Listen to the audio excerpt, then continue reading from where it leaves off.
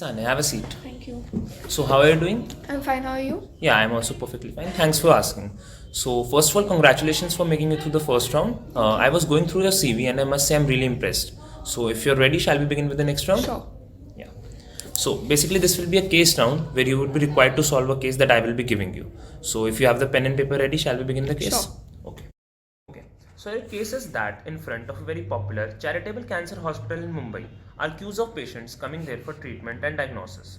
So, basically, you are supposed to analyze what is the reason behind such an unorganized crowd, and you also have to suggest solutions to manage it. Shall I repeat the case for you? So I think I got it. Just to reiterate, in front of a very popular charitable hospital in Mumbai, there are queues of patients who've come for treatment and diagnosis. I have to analyze the same and I have to suggest solutions for the unorganized crowd. Is that Yeah, correct? correct. Alright. If I could just have some time to streamline my thoughts. Yeah, sure. Take your time and let me know when you're ready to start. Thank you. Alright, sir. So before I start, I'd just like to ask some clarifying questions if that's okay. Yeah, please go ahead. So the crowd outside the hospital, does that consist of only the patients or the families of the patients as well?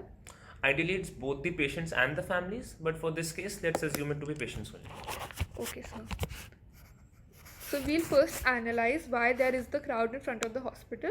For this, I'd like to divide the patients into two, those who've come for diagnosis and those who've come for treatment. Yeah, perfect. So, how will you proceed further? Okay, so we have two categories. In each category, we'll analyze the various aspects. I have three of them. First would be the number of patients. Second is the turnaround time of each patient. And third is the number of patients that can be treated at once. Yeah, okay then. So now we have three subheadings, each under two main headings. Now I'll break down each of the subheading. Yeah, that makes sense. So we'll first calculate the turnaround time of each patient. First, let's look at the turnaround time of the patient who's come for diagnosis. So we'll divide the process of visiting the hospital into reception, waiting time, getting diagnosed by a doctor, and getting out of the hospital. Similarly, for the patients who've come for treatment, their process would be reception, waiting time, getting treated by the doctor, and getting out of the hospital. Great. So, what will be the next step? So next, we'll figure out the number of patients that can be treated at once. For this, we'll calculate the total available area in the hospital. This would include the number of beds as well as the number of personnel. Now, the number of personnel would include medical as well as non-medical personnel. Yeah, okay. Carry on. So now that I've identified the above aspects, inefficiencies in any of these would lead to a crowd forming outside the hospital. Yeah, right. So let's now look at the possible reasons for these inefficiencies. I could think of four reasons. The first would be that there's only one good hospital in the area, which creates chaos. Second would be that there's lack of access to medical facilities in general that creates demand for this particular hospital. Third is that people prefer this hospital due to better quality of services. And fourth and the last one is that this hospital is more affordable as compared to the others in the area.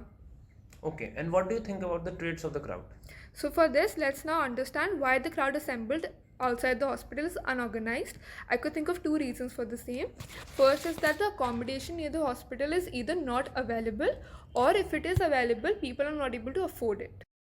Yeah, correct. So now coming to the solutions, kindly assume that we, that is the hospital, cannot change the area it occupies, the number of people, the personnel, or the turnaround time. Now based on all this, what solutions can you think of? Just a second. Okay, so with the assumptions and the considerations in mind, the most feasible solution that I can think of to reduce the crowd outside the hospital would be the possibility of exploring collaboration with other hospitals to create a synergy so that the people think that all the hospitals come under one purview.